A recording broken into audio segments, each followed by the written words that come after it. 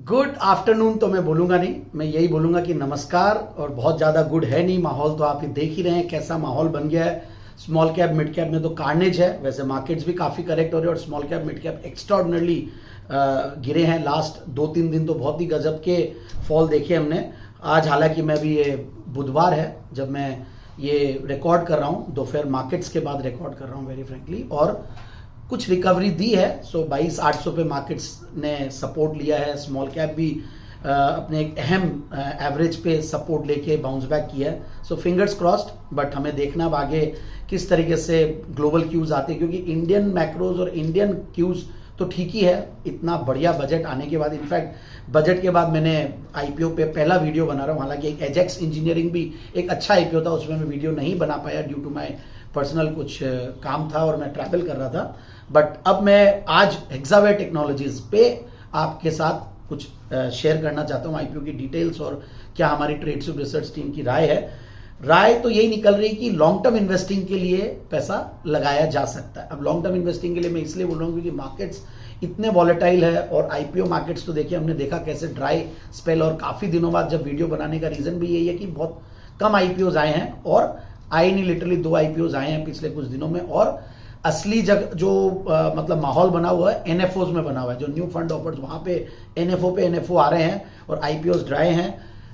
बढ़िया भी है, ड्राई रहना चाहिए। मार्केट जब अच्छे रहते हैं तो आईपीओज इतने सारे एक साथ आते हैं, तो which is also not good, that's a kind of bad sign. हम लोग कई बार उसको सही नहीं मानते कि काफी मार्केट में पेपर आ रहा है और सेकेंडरी मार्केट से फंड्स निकल के आईपीओज में जाते हैं। और हमने देखा कैसे एफआईआईज भी सेकेंडरी मार्केट्स में नेगेटिव फिगर और कंटिन्यूअस सेलिंग कर रहे हैं, बट उन्होंने नॉन सेकेंडरी मार्केट्स, भले आईपीओज हो, प्रेफ हो या क्यूआईपीज हो, इन सब में काफी पैसा उन्होंने लगाया है।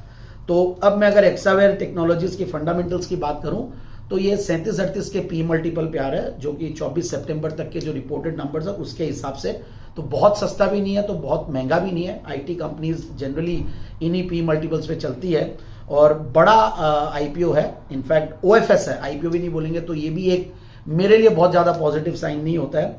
8,750 करोड़ का ओएफएस है, और मार्केट कैप 43,000 करोड़ की होगी पोस्ट लिस्टिंग। तो इस तरीके का एक डिटेल्स है। और दूसरी तरफ मैंने देखा तो कंपनी काफी पुरानी है, 1992 से कार्यरत है, और काफी बार हमने जो प्रोस्पेक्टस देखा वहां पे एआई यूज किया गया, और आजकल एआई बज़वर्ड हो गया है, जहां पे भी जेन एआई की बात आती है और बाकी सारे जो ये नाम आते हैं और ये जो टर्म्स आती है, तो लोगों को काफी फैंसी और अट्रैक्ट करता है।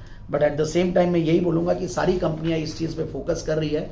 ऐसा कोई वो नहीं है कि सिर्फ यही कंपनी कर रही है, बहुत सारी बड़ी बड़ी इवन जो आईटी बेलवेदर्स हमारी इंडस्ट्री के, हमारे मार्केट्स के, वो भी कर रहे हैं। सो फंडामेंटल्स बढ़िया है, प्रोमोटर बैकग्राउंड भी बढ़िया है, और मैनेजमेंट टीम भी बढ़िया लगी। मैंने जी बिजनेस पे सुना है अनिल जी को इंटरव्यू लेते हुए, तो बढ़िया ही लगा। बट ओवरऑल मार्केट्स को देखते हुए और माहौल को देखते हुए यही कहूंगा कि आप पैसा लगाएं तो कोई लिस्टिंग गेन्स ज्यादा एक्सपेक्ट मत कीजिएगा, आप लॉन्ग टर्म इन्वेस्टिंग के लिए पैसा लगाएं। Thank you so much, happy investing.